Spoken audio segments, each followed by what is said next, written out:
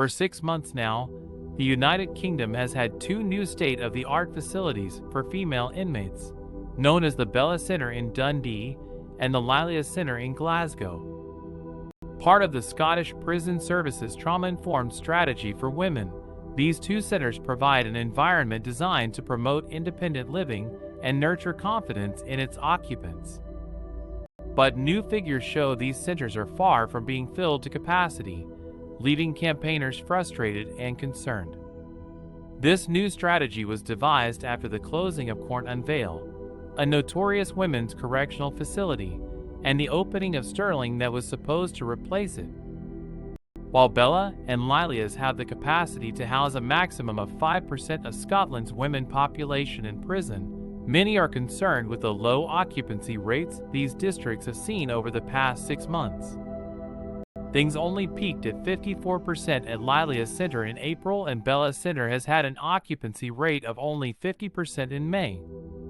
The Scottish Labour Community Safety spokesperson, Katie Clark, has weighed in on the issue, asking the prison service to review their criteria for accessing the centres.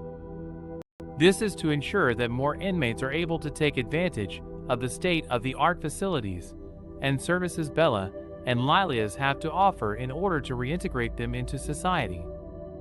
Emma Jardine, the Policy and Public Affairs Advisor for the penal reform body Howard League Scotland, shared similar sentiments and voiced her worries about the substantial investment that was put into these centres, but is not being used to the fullest effect.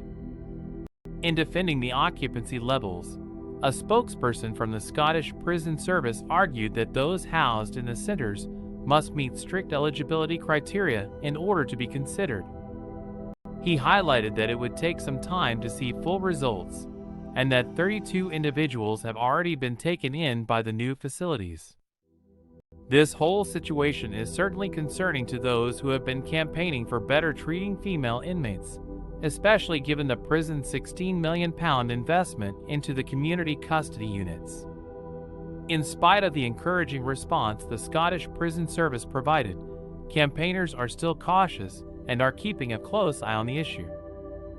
As Bella and Lilia centres continue to gain presence in Scotland, here's hoping that they get properly utilized and make a substantial difference in helping inmates transition to society.